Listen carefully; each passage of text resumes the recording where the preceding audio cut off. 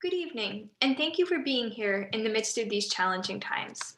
My name is Scout Meredith Best, and I am a student project manager at the Clarke Forum for Contemporary Issues at Dickinson College. When we held Clarke Forum events in person, we took a moment to acknowledge that the land on which we gathered belonged to Indigenous peoples for centuries prior to European settlement. Currently, I am inhabiting the ancestral land of the Lenape, the Susquehannock, the Conestoga, the Haudenosaunee, the Shawnee, the Erie, and later the children of the Carlisle Indian Industrial School. I encourage everyone watching this evening's program to take a moment after our presentation to acknowledge the tribes whose traditional lands you inhabit. On behalf of Dickinson College's Clarke Forum for Contemporary Issues, the Center for Spirituality and Social Justice, and the Departments of Political Science and Sociology, I would like to welcome you to tonight's event, the First Amendment and Epidemics. In this past year, the COVID-19 pandemic has dominated and changed almost every aspect of our lives. Lockdowns designed to protect public health have forced the closure of schools, bars, theaters, universities, and restaurants. However, the closure of places of worship has proven to be especially contentious.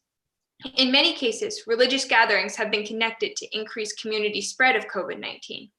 In Massachusetts, for example, epidemiologists have linked 36 COVID-19 clusters to religious gatherings since the beginning of the pandemic. Despite the threat posed by continuing to hold in-person religious gatherings, some congregations have pushed back, expressing concerns about lockdowns violating their First Amendment rights. In some states where gatherings are forbidden, churches have filed contentious lawsuits, including the high-profile Supreme Court case, which overturned New York's restrictions on religious gatherings. Does our understanding and interpretation of the rights granted by the First Amendment change during a global pandemic? I have seen this debate play out in my own family. Religious gatherings are important for both my family members and others in my hometown, and the lockdowns have increased this sense of loss of community and tradition. And with a father who teaches American history, many lively debates have ensued about the constitutionality of state actions in recent months. So without further ado, I would like to introduce tonight's speaker.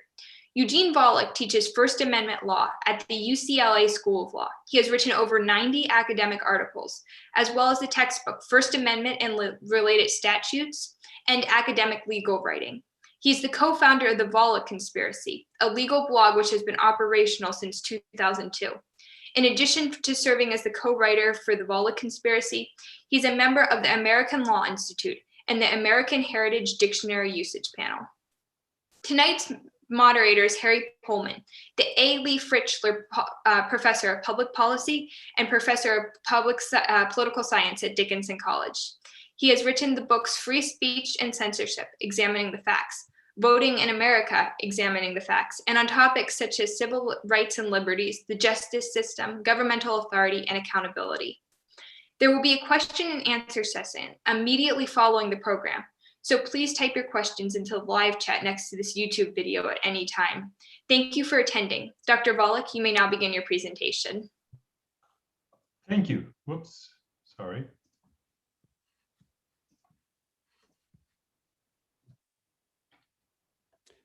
Thank you. Let me interject and just allow me also to extend a hearty and warm welcome to Professor Volokh. It is a pleasure to have you with us this evening, Eugene, and I look forward to an interesting discussion about tonight's topic. The topic is one that is dependent on a theoretical context implicating a number of important constitutional rights, as well as the history of past contagious diseases. Would it be a good idea, Eugene, if we begin there? Sure, sounds good. So, So the title of this is The First Amendment and Epidemics. Let's start big and then get smaller. We'll start with the Constitution, then we'll get to the First Amendment, then eventually we'll get to the Free Exercise Clause. So let's look at constitutional rights and epidemics a little bit more broadly. So there is actually one Supreme Court case before this late unpleasantness dealing with constitutional rights and epidemics, and that was Jacobson v. Massachusetts more than 100 years ago.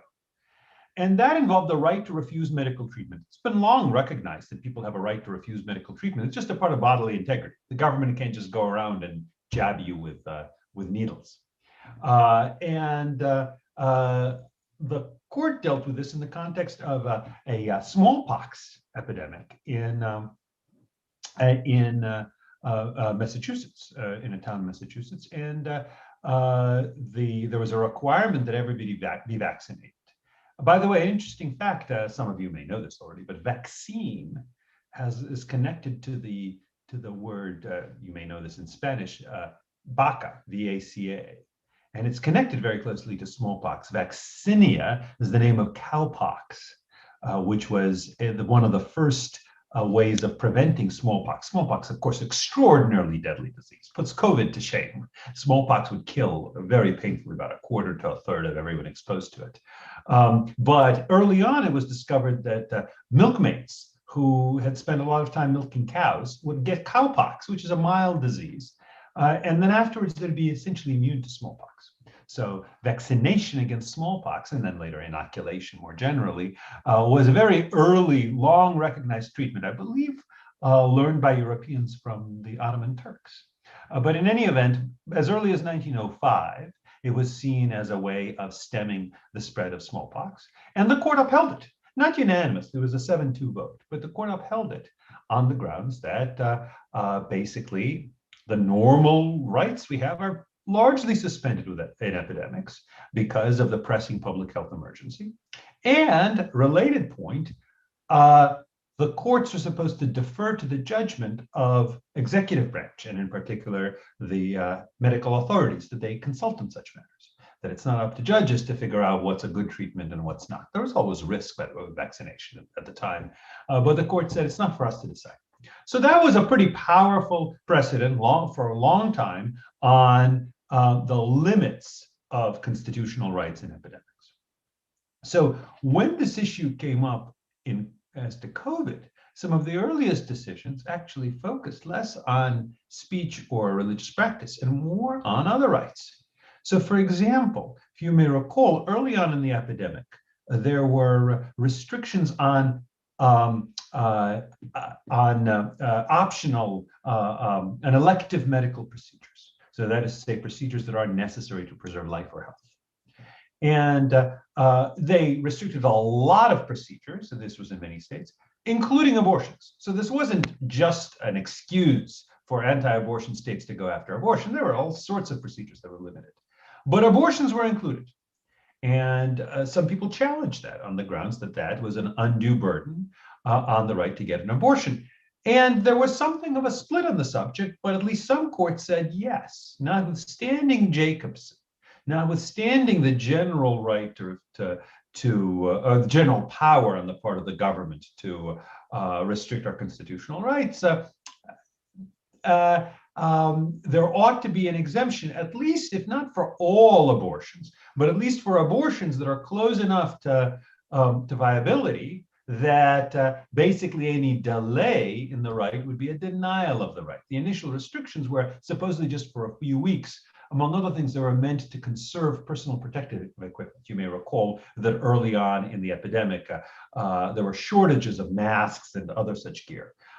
So they were supposed to be very brief, but even if they are brief, a delay could mean denial for women who are pregnant or far enough along in their pregnancy that past a certain point it becomes unsafe and illegal to get an abortion. So that already we saw a little bit of a retreat there from Jacobson v. Massachusetts. Then what about the right to buy guns? A lot of stores were closed in lockdowns. There was an exception, as with medical procedures, for essential stores. But in many places that didn't include gun stores. People said, well, what about my right to bear arms? How can I exercise my right to bear arms without the ability to go to a gun store? Those challenges were less successful, but sometimes they were politically successful. I seem to recall in Pennsylvania, even after a challenge was rejected by the courts, it was ultimately accepted by the executive authorities. And at least some judges showed some sympathy to the notion that, especially for rights to get an abortion and to buy guns, which don't involve people gathering in large groups, don't involve the highest risk of behavior, and could be set up in a way to minimize at least the transmission of disease with a limited number of people in the same space, with barriers, especially for buying guns, less so for abortion, that the government should use these less restrictive restrictions, regulations, and not outright bans. So we saw a little bit of that. Another question that arose is, what about the right to interstate travel? Generally speaking, states can't block other people from coming in from out of state. Early on, that was a big part, though, of the quarantine rules. And it turns out that even before Jacobson, courts had accepted the notion of public health restrictions on interstate and intrastate travel in a way that wasn't that wouldn't have been allowed during normal times. So then we get the core of our topic, which is, what about the First Amendment? What about the right to free speech, like, for example, attend protests or political group meetings or lectures or other things? In principle, even rights to attend a university could be framed as rights to free speech. And what about right to free exercise, specifically in-person worship? So we're going to get to that, but I wanted to first situate in the broader context that there are different rights that are implicated. At least early on, Jacobson was seen as resolving the question, though, as we'll see, there's been a retreat from that. And in particular, one part of the retreat was, at least as to certain rights, like abortion and gun rights, the sense was that restrictions on them might be unconstitutional, or let's say total bans, because the exercise of those rights isn't quite as dangerous. On the other hand, when you get to free speech and free exercise, you have indubitable restraints, very serious restraints in constitutional right, but also indubitable risks, very serious risks stemming from a lot of people gathering together in a way that isn't so for abortion and for guns. And that's where some of the toughest questions arose. Does that make sense? Anything more you'd like to discuss about this? Professor Pohlman? I think the key issue is that you are underlining is that different constitutional rights pose different risks of transmission when you're in a contagious environment. And it would make sense then for the state to respond to these in different ways, depending upon circumstances. That's right. My main takeaway point from what you said. Is that a fair characterization? Yeah, I think that makes perfect sense. So now let's move on a little bit. So let's move on to the First Amendment. Now, First Amendment is often used as shorthand for the religion clauses, or sometimes shorthand for the free speech clauses. But here, all of it is in play, including the little talked about but very important assembly clause. So what does the First Amendment say? Congress shall make no law respecting an establishment of religion, not so much an issue here, or prohibiting the free exercise thereof, which is to say of religion, or abridging the freedom of speech or of the press. That itself may include, especially as to freedom of speech, the freedom to gather to listen to someone, but it's expressly protected by the right of the people peaceably to assemble and to petition the government for a redress of grievances. So assembly for political purposes is constitutionally protected, generally speaking. And the Supreme Court has made clear that even though this may sound like only assembly in order to petition the government, actually it includes all sorts of assemblies, including political assemblies, religious assemblies, and the like. At least all sorts of expressive assemblies, maybe not gathering together to dance, let's say. So we've got really serious, just based on the text of the Constitution alone, we have really serious questions raised by restrictions on assembly, whether it's political assembly or religious assembly. So let me start with a political assembly. And let me start with Friends of Danny DeVito versus Wolf. Well, it's a different Wolf, right? It's Governor Wolf. And it's a different DeVito. It turns out was somebody in Pennsylvania running for office, and his name was Danny DeVito. That just happened to be his name, probably not uncommon Italian name. And he was one of the challengers to a wide range of restrictions imposed in the lockdown. Some of those were restrictions on business. I haven't even really talked about them, but generally speaking, the government has a lot of power to restrict economic activity when it's not about speech or religion and the like. Or other protected rights like abortion or guns. But the Danny DeVito campaign wanted to gather for purposes of political assembly, wanted to have political events, wanted to run the campaign from a physical place. And that they challenged it, and the Pennsylvania Supreme Court rejected the challenge. Now, how do we think about the right to speak or assemble in these kinds of situations?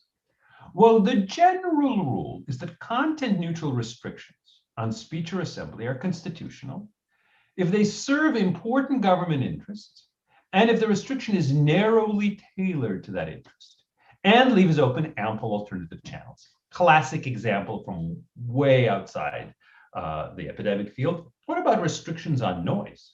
There are laws that ban the use of sound amplification, especially at night in residential areas. You can't drive around with a sound truck. That used to be the big thing, political sound trucks. Not allowed in many places.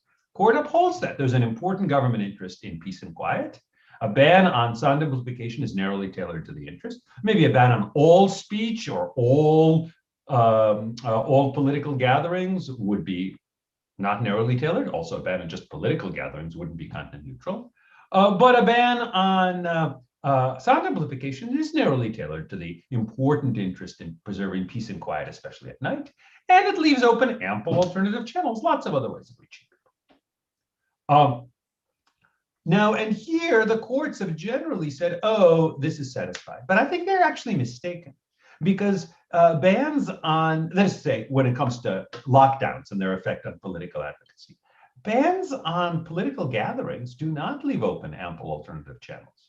They don't leave open some alternatives. You can gather by Zoom, right? But as we can tell, much pleased as I am to have been invited to give this talk this way, it's actually much more convenient. I don't have to fly anywhere. But it's not the same, right? And especially it's not the same when we're talking about an assembly for a political rally. There's an emotional component to it that is often lost in video presentations. So I don't think it really leaves open ample alternative channels. It leaves open some alternatives, but not enough. However, even if it doesn't leave open ample alternative channels, it may still be constitutional if the restriction passes what's called strict scrutiny. It's narrowly tailored to a compelling interest. And here, I think it is, these kinds of bans on public gatherings. There's a compelling government interest in preventing death, after all, death and serious illness. And a restriction that is targeted at large gatherings, which are the very sort of things that are most likely to spread disease, seems to be pretty narrowly tailored to that compelling interest. So I think one way or the other, the Pennsylvania Supreme Court got it right, and other courts got it right in upholding these restrictions. Note, though, an important provision early on this slide, content neutral. What about content-based restrictions? So for example, one thing that we saw is in, I think it was especially in late May, early June, there were all these anti-police brutality protests where people were gathering, often in violation of the lockdown orders. And the government, for understandable reasons, didn't do much about it. Maybe they thought it would make matters worse, that is to say, worse from a public safety perspective and public health perspective, to try to crack down on it. But it was quite clear that anti-police brutality protests were being allowed. And therefore, it would be likely unconstitutional to treat other speakers worse. So if the city said, we have a policy, anti-police brutality protests allowed, anything else, no, that violates lockdown, that would be unconstitutionally content-based. The only way the city, generally speaking, can fix that is by making the restrictions be content neutral. Content neutral, for example, distinguishing based on location. So for example, the city might say, well, all right, outdoor protests, we've now learned, are not terribly dangerous. So if you want to gather outdoors to oppose police brutality or to support President Trump or to oppose the lockdowns or for whatever else, you can do that. But we still will ban indoor gatherings because they're extra dangerous. And that's not a content distinction. That is a location distinction that's content neutral. So generally speaking, those kinds of things remain permissible, even though they do burden speech. It's okay, courts have generally said, to burden speech in the interest of public health, so long as you're not distinguishing based on content or especially based on viewpoint.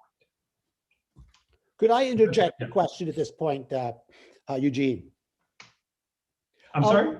Can I interject a question? Of course, please, by all means. I'm curious about this distinction between the right of assembly as it applies to, shall we say, large gatherings that have a commercial purpose and a commercial character, but that may also be emotional and that clearly seem to be implicated with what the assembly should protect, the right to assembly. I'm speaking of concerts or or Right. lectures, or even paid political meetings or paid lectures. How can that distinction be made so that certain restrictions need to satisfy strict scrutiny while others do not? Right. Well, I think the law generally does not distinguish commercial here from other things when you're talking about expressive gatherings. So just to give you an example outside the assembly context, a newspaper is a commercial enterprise. Many of them these days are not very successful commercial enterprises, but at least try to make money, right? They used to be, and some still are, very profitable. But the newspaper doesn't lose First Amendment protection just because it's sold for money. Movies don't lose First Amendment protection just because they're exhibited for money. Likewise with books, likewise with paid lectures. So I think a city could say, or a state could say, no indoor gatherings, whether they're for religious purposes or lectures or that is say paid lectures or free lectures or political meetings where there's no attendance fee charged, doesn't matter. We just forbid them all. That would be content neutral. And that would be true regardless of whether it's applied to commercial, to things that are political or ideological and also commercial, for example, the paid lecture or the paid exhibition of a movie, whether it's entertainment or documentary, or ones where there's no money changing hands at all. Does that make sense? So then, in effect, the way you look at this, strict scrutiny has to be applied to all. Right. So I think strict scrutiny has to be applied to all these restrictions because even when they're content neutral, they don't leave open ample alternative channels. But strict scrutiny is much easier to satisfy. This narrow tailoring is easier to satisfy if we're talking about a content neutral restriction, because then the fit between the government interest preventing the spread of disease and the restriction is very close. It's very narrow. On the other hand, if you did have a rule that says, well, protests that we like, doesn't matter if they risk spread of disease, we're going to allow them. Protests that we dislike, we're going to restrict them because of the concern about spread of disease. That would not be narrow tailoring. That would not pass muster as a content-based restriction. All right. So now let's move on to religious assembly and religious speech. So there's the right to free exercise religion. Free exercise of religion, right there in the First Amendment. But the court has held that neutral, generally applicable laws don't violate the free exercise clause, even as applied to religious objectors. I'll give you an example. This is from a case called Employment Division versus Smith. Here are the facts of Smith. There's a state law banning peyote. Peyote is a hallucinogen. Like many other drugs, it is prohibited by many states. And now some American Indian church members view peyote as a sacrament and as an important part of their religious services. So there was a challenge.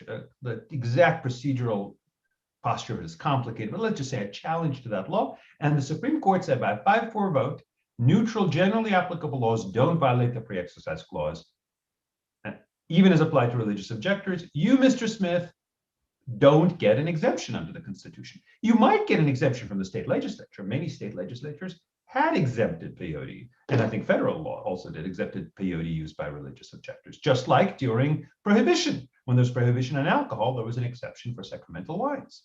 But that's not something the Constitution requires. There's some other examples. So for instance, as you may know, the Supreme Court has said there's no right to assisted suicide. That's the Bill of Rights does not protect that decision. And historically, assisted suicide had been banned. There's no such constitutional right. Well, what if somebody says, I have a religious objection to this ban? Maybe I feel God is calling me home and I need help to end my life because I'm already dying. Or maybe somebody says, my duties as a good Samaritan require me to ease the suffering of those people who are terminally ill and in pain, and I have to help them by assisting their suicide. No exemptions. There's a case on that from Colorado from about 20 years ago. So what about religious exemption claims when it comes to religious to lockdown services, or excuse me, to lockdown and religious services? Well, here are three complications. One complication is that these neutral, generally applicable laws might violate state religious exemption statutes, so sometimes called RFRAs, Religious Freedom Restoration Acts. Your own Pennsylvania happens to have one such statute, as do many other states. About 2/3 of the states have either RFRAs or similar state constitutional provisions that provide more protection than the Free Exercise Clause.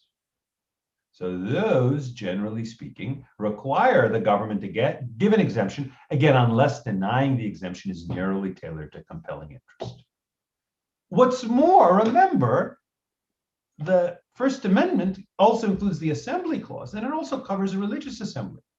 So from the court's perspective, maybe there's a difference between wanting to consume hallucinogens or wanting to do a wide range of things that you feel your religion requires you to do.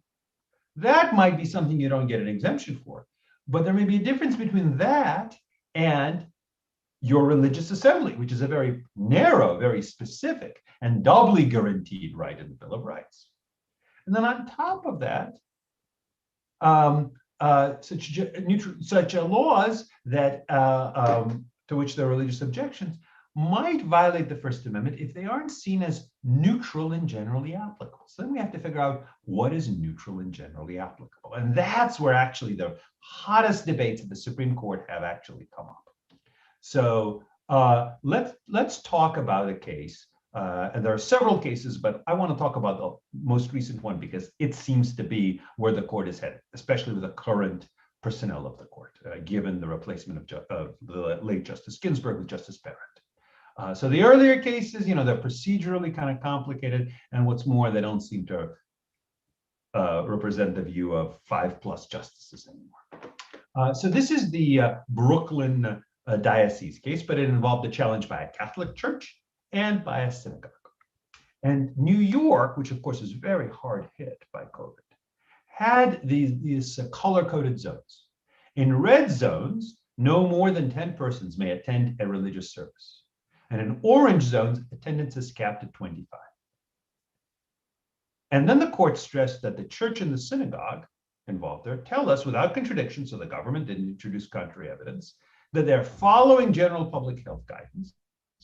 They have implemented additional precautionary measures, social distancing, masks, and the like. And they've operated at 25% or 33% capacity, which had been allowed by earlier restrictions, for months without a single outbreak. So their view is, look, of course we realize that gathering together for religious purposes, like for any other purposes, might be dangerous, but that's dangerous if you're elbow to elbow. It's dangerous if you're unmasked, but here we have control over this property. We will let in only people up to 25% or 33% capacity. And of course, many churches are very large. So it's possible to have a serious service with a lot of social distancing.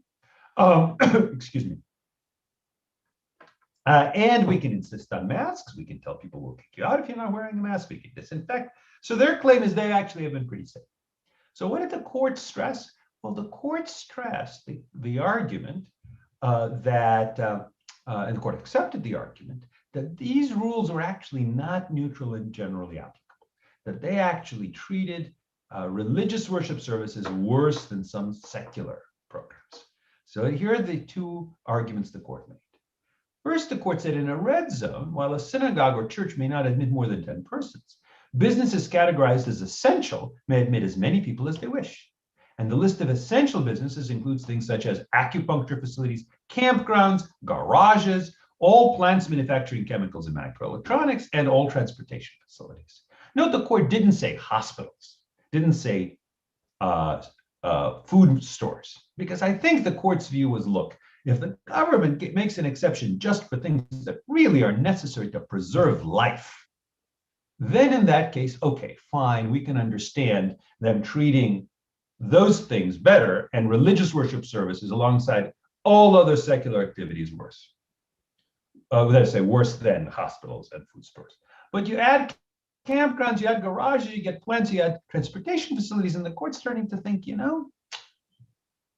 how essential are they? They're essential-ish, perhaps. They're important, but churches are important for many people too. And that therefore, if those other things are allowed to open, to be sure, given all sorts of public health constraints, then churches need to be allowed to open under the same terms as well.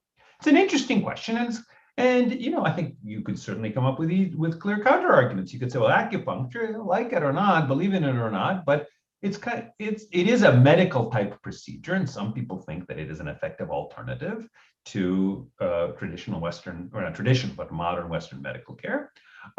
Campgrounds are mostly outdoors. Garages need to be open because you need to park your car somewhere, especially if you're going to an acupuncture facility or to a hospital or whatever else. Manufacturing of chemicals and microelectronics may be necessary in order to keep just the trains of modern society running on their tracks, right? Microelectronics, the only thing that's making this lockdown halfway tolerable is we can do things by Zoom from our computers. If you can't manufacture new microelectronics to replace broken computers, then things might come to a halt. So this is an interesting and controversial question, although the majority of the court bought this reasoning. The orange zone point was, I think, actually stronger for the challenges and weaker for the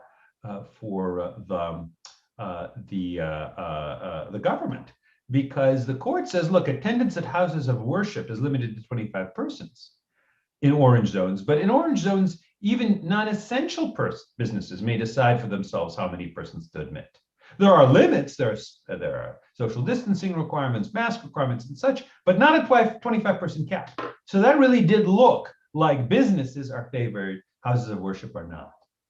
There's another example from an earlier case which the court refused to intervene in, although maybe now with the change in personnel, if the issue came up again, it would intervene. That involved the Nevada regulations in which casinos could open, but churches could not. At least to some of the justices in the court, and probably to a majority now, that did not smell right. So that's one of the things that we need to look at here these days, there is likely to be seen as there is likely to be a requirement of narrow tailoring to a compelling interest when you're shutting down religious assembly. That's something that might be satisfied by the concern of life and death, with restricting the spread of disease. You could say, sure, really blanket shutdown is narrowly tailored to compelling government interest. But the more it's seen as not neutral and generally applicable, the more, first of all, the free exercise clause and not just state peripherals might be, and the right of assembly might be triggered, but also it becomes much harder for the government to sustain the argument that it's somehow narrowly tailored, necessary to serve a compelling government interest, to have this kind of piecemeal thing where casinos can open and businesses can open, but churches can't. So that's kind of where we stand right now. And rightly or wrongly, that's what the justices have ended up kind of coming to as a solution for now in the pandemic. Note one thing that the justices have retreated from, and that's the case I started with at the very beginning, is Jacobson. That early on in these arguments, especially when people are saying, oh, it's just very temporary, just a few weeks to flatten the curve. Remember talking about flattening the curve? Just a few weeks, just a few months then. Well, now we're at a year and it looks like it isn't completely open. Courts have retreated from Jacobson. So I think they still accept the notion from Jacobson that there's a compelling interest in protecting life from illness. That's surely so. They still accept the notion from Jacobson that you have to defer in some measure to medical authorities because judges just don't know enough medicine themselves. They shouldn't be the one to make the decision. But at the same time, especially when there looks to be unequal treatment, content-based speech restrictions or discrimination against religion, courts are not willing to defer to the government as to those judgments. So with that, I close the main part of the present, or at least my part of the presentation, but I'm happy to continue the conversation either with you, Professor, or with people from the audience. Well, I do have at least one question, maybe two. The issue of risk factors, it's my understanding that certainly California and perhaps to some extent New York, they argued that it's true that maybe these other businesses or these other type of entities have one or two risk factors. But the thing about religious assemblies is that, if you will, all lights were blinking red, in the sense that you're talking about an enclosed environment, a large gathering, that the duration of religious services have a real likelihood of increasing transmission, and also that they are communal in nature, that they involve singing and speaking. And, you know, it seems to me to be a real issue about comparing apples. Are we comparing apples to apples, or apples to oranges, or apples to something entirely different? And who is better able to make that decision if the state claims it's applying these criteria neutrally? It's just the case that the religious institutions, the religious assemblies, to put it in that way, they just have more lights blinking red. Right. So that's a great argument. That's an argument that the dissenters made in the Brooklyn Diocese case. Here's the general response at the big picture level that the court gives. You'll notice this is from the right to speak and assemble slide, but those last two bullets are sort of capture what's called strict scrutiny. And that ends up being the test that's being applied when you've got certain kinds of religious restrictions, especially ones that don't seem that neutral. So I oversimplify here, but the important factor is narrow tailoring. And one premise of narrow tailoring is, if you've got a problem, you can't just use a constitutionally suspect criterion as a proxy for that problem. Just to give an example from a much earlier case, there was a very different case. There was, in the 1970s, there were sex-based age limits for buying alcohol that women could buy starting at 18, but men had to be 21. And the government said, look, it's generally speaking, men have more risk factors. First of all, in fact, a lot more violence is engaged in by men, and probably including especially alcohol-fueled violence. At the time, the argument was still men drive a lot more than women, because usually if there's a man and a woman in the car, the man would be the driver. That was the case at the time. There's some evidence of that. And the court's general view is you can't use sex as a proxy for those kinds of things. You could, for example, ban drunk driving. You could do all sorts of things, but you can't use sex as a shortcut for those kinds of decisions. That's not well enough tailored. And I think that's what the justices would say with regard to the multiple risk factors that you're describing. So they say, look, if you think that singing is especially dangerous, then you might say we will not allow singing in public places. Or if you do want to sing, you have to have one person singing maybe behind a shield, or maybe singing in the next room over and have it be piped in through loudspeakers or some such. And that would apply regardless of whether it's churches or not. But some churches have a lot of singing, others don't. Others do usually, but would be fine without it if they could only have the rest of the service. Likewise, if you say, look, church services tend to be longer than the time that people gather in other places, well, you could limit the time of gathering. In fact, you could say, look, we know when a church service starts, we know when a church service ends. You have to limit your church service to 45 minutes, not just because it's church, but because every store, every business says you have to be here for no more than 45 minutes. But you can't use the generalization that people's time spent at church services tends to be longer than their time spent shopping in stores or in transportation nodes or in restaurants if restaurants are open. So I think that's the view that the majority take. That if you want to restrict things that have certain risk factors, you can restrict all things that have those risk factors. But you can't just generalize and say religious practice has those risk factors, especially given the wide diversity of religious practice. Some denominations denominations are into singing, some are not. Some stay there for a very long time, some for a lesser time. So that's, I think, the answer the majority would give. I think your response is a good segue into, the compliance issue, though. The more you impose regulations on religious services as a means to lower the risks, it makes me wonder whether you are creating an equal kind of free exercise problem, because how is it, if you have an epidemic that is raging, how is it that we can trust churches to comply?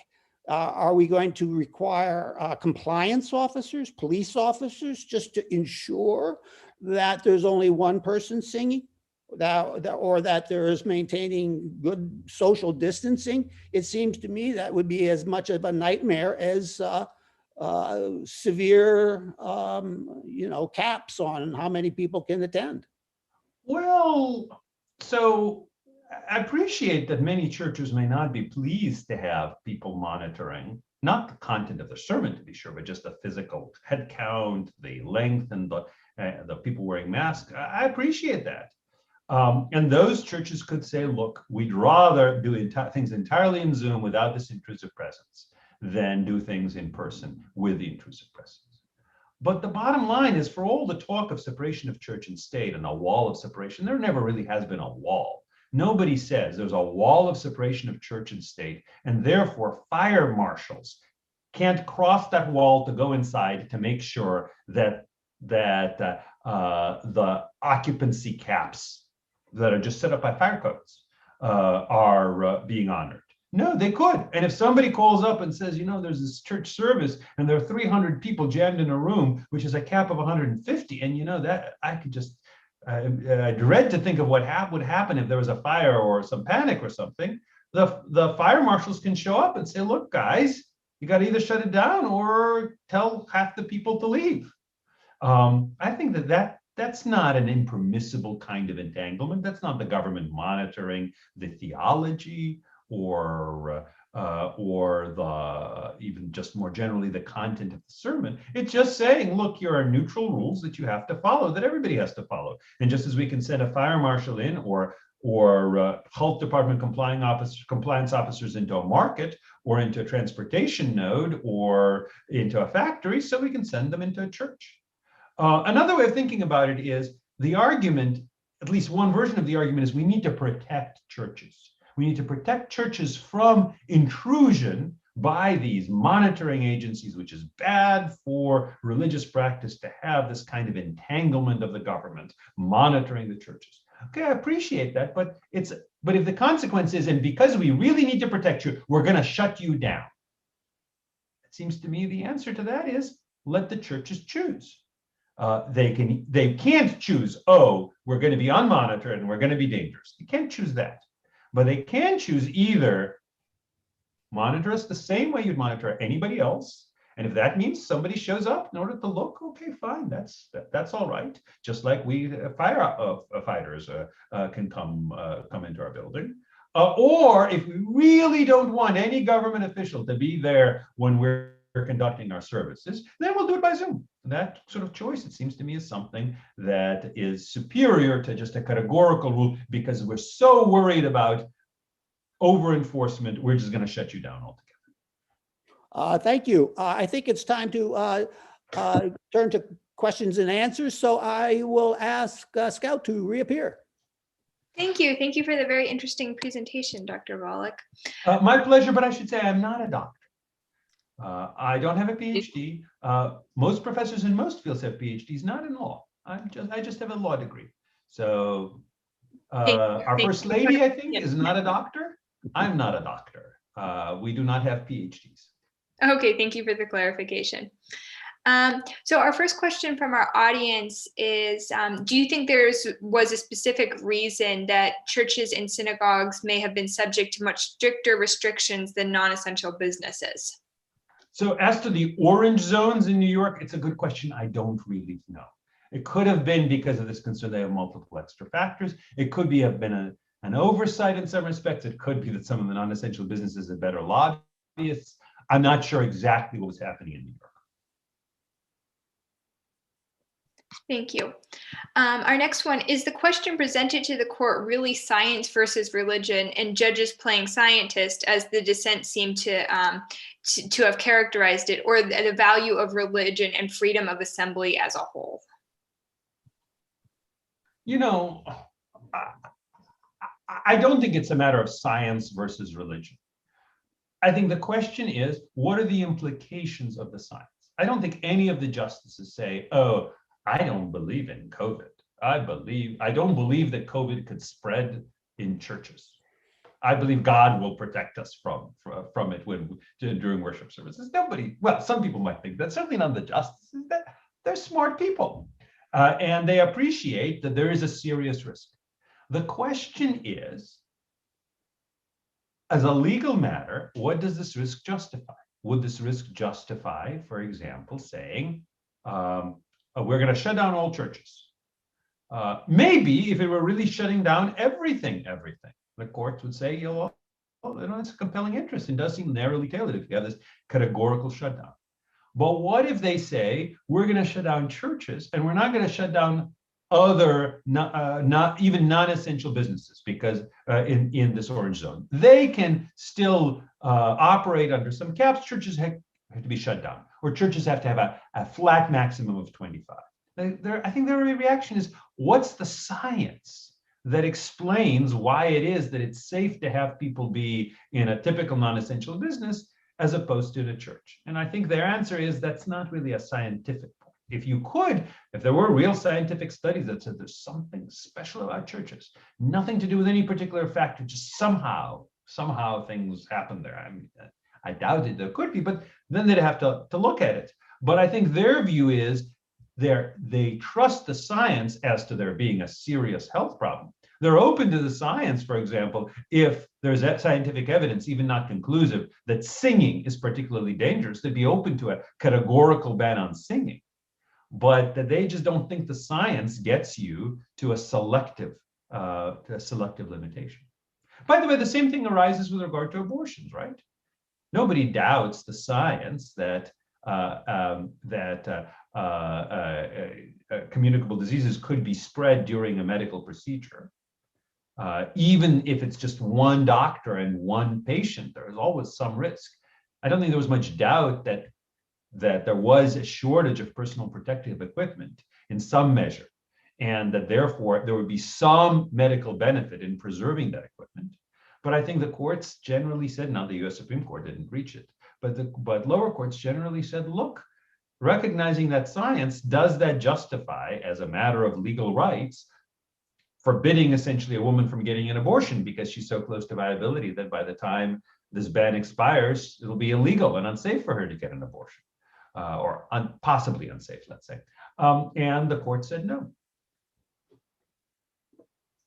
Thank you very much. Our next question is, could an argument be made that in some religion and religious services, there is more opportunity for some type of physical contact than in other essential businesses? Well, not so much opportunity, right? In lots of businesses, there's opportunity for contact. So I take it the argument would be, people tend to hug each other at church in a way they wouldn't at the grocery store. I think that's a plausible argument. And by the way, not just a grocery store, because that's so clearly essential, but some other places when shopping for clothes. That's a plausible argument. But again, I think the court's view is, you've got to at least try setting up rules that say, look, you have to not hug anymore. You have to be socially distant. And maybe we'll shut you down if there is evidence that you're not enforcing social distancing. But you can't just sort of categorically say, well, we think church services are going to be extra dangerous because of this inherent quality of physical contact, when presumably some churches are willing to say, look, we're going to work to cut down on that physical contact, to prevent such physical contact. We understand, we don't want to get our congregants sick either, but you can't just prophylactically shut us down altogether because of a concern that maybe there'll be physical contact.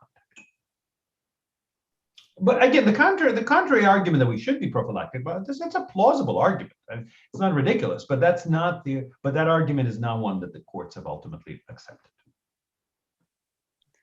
Okay, thank you. Do you think there will be any lasting legal effects or consequences from the pandemic, or will most of the recent change policies be entirely temporary?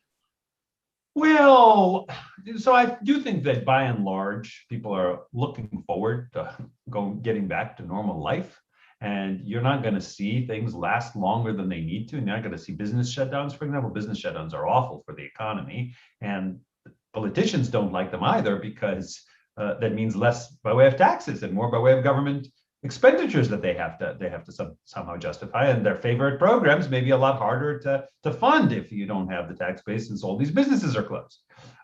So I do think that as soon as it does seem safe, pretty quickly things will get back to normal order. There may be some reaction, especially from unions and from others, to try to be extra super duper safe. But I do think that if the vaccination progresses, and if the fall in cases and deaths that we've been seeing, a remarkable fall in recent few weeks, after a remarkable rise, of course, before, if that continues, then I do think we're going to shut down. We're going to reopen, and the various epidemic based restrictions are going to be lifted.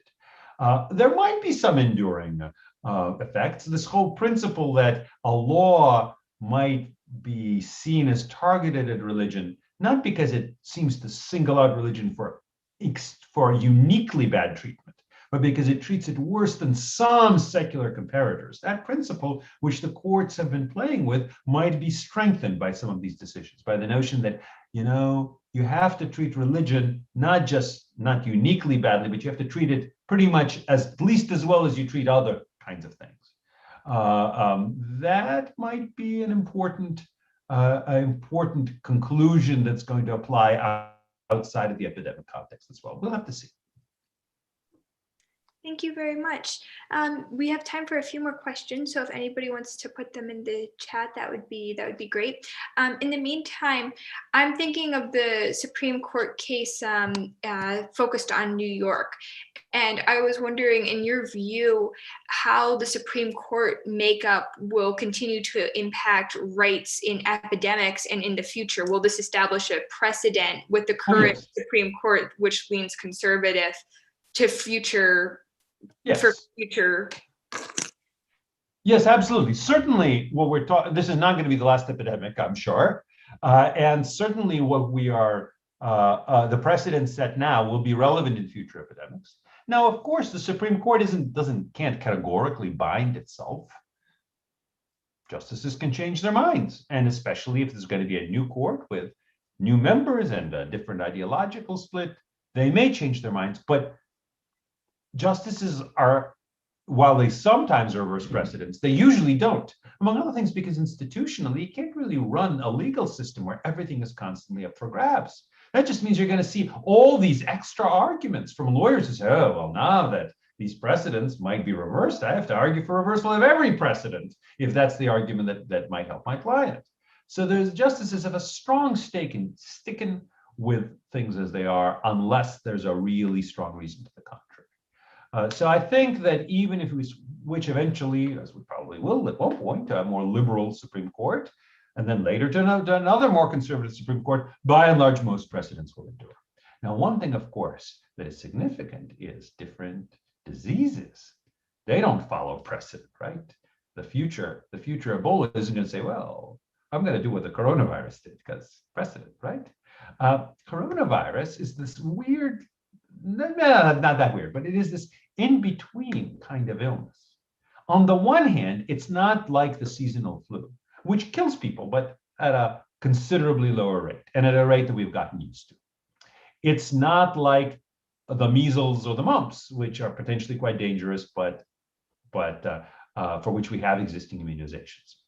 At the same time, though, it's not like smallpox, 25 to 30% mortality. It's not like Ebola, which I think the mortality is close to 100%. It wasn't even like, I believe, it wasn't swine flu, maybe it was some avian flu, maybe it was SARS, I forget exactly which one, but it was a respiratory illness that had like a 20% mortality, as opposed to this illness, which looks like it might have, 0.5% to 2% mortality. So it may be that the next disease is going to be more like smallpox, but without vaccinations being available, or otherwise, like let's say it's a 5, 10, 15% mortality rate, then I think the reaction might be quite different. If we're facing not so much 500,000 deaths, which is of course plenty, but still out of a nation of 300 million, every year in America, 3 to 4 million people die just because people die. So 500,000 is not a drop in the bucket, but it's within what we normally expect in life. But if you are talking about a disease that kills 10% of the people whom it infects, and with a prospect of 30 million deaths, then I think we might have a very different legal reaction. Could I ask a quick question based upon your earlier response about the court and the precedent and how this decision will carry on in the future? How important do you think the Justice Ginsburg being replaced by Justice Barrett was? How important was that in terms of the decision in the Roman Catholic Diocese Church, which you focused on? Right. Well, if you look at the lineup, right, it was technically, I think, 6-3. Well, actually, it was technically 5-4, but I'm sorry, I should say it's 5-1-3. Chief Justice Roberts was kind of in between the majority and the dissent, but still he formally dissented. He said, there might be some call for certain kinds of cutbacks in some of these shutdowns based on free exercise, but I don't really need to reach that. And then the three dissenters were more militantly in favor of the New York regulations. But again, it was 5-1-3, or if you prefer, probably 5-4, with Justice Barrett, Justice Barrett, all those B's, Justice Barrett in the majority. If there had been, if Justice Ginsburg had still been on the court, then in that case, it may have been 5-4 the other way. And for our last question tonight, do you think that judicial deference to the executive branch decisions during the pandemic has fit with precedent, or has there been any significant change? I think it's been pretty much in the big picture where it's been before, which is judges are inclined to defer in considerable measure to executive branch as to really complicated questions, whether it's having to do with health, or having to do with prison regulation, or having to do with the military, or with foreign policy. There are a lot of things in which justices realize we're not experts. This having been said, the deference has generally not been complete. And when the courts sort of look at something and say, it's hard to explain as a matter of public health, this whole orange zone thing where churches are treated one way and other businesses and other institutions and businesses are treated a different way. And we're not going to defer as much. So on some things they do tend to defer. I think it's very rare for them to say, we've weighed and balanced these things, and we conclude that on balance, the economic costs and the health costs stemming from the economic costs of the shutdown are greater than the economic and health costs of the illness. So we're saying reopen everything because we've hired our own economists and hired our own doctors and figured it all out. Now, they're not going to say that, but they're not going to just say, oh, it's a medical question, you can do whatever you please. And again, we see that in the abortion context where courts were particularly unlikely to defer. Thank you very much for this very interesting presentation. I learned a lot and really enjoyed it. Very much my pleasure. Always a pleasure. Thank you for inviting me. Thank you very much.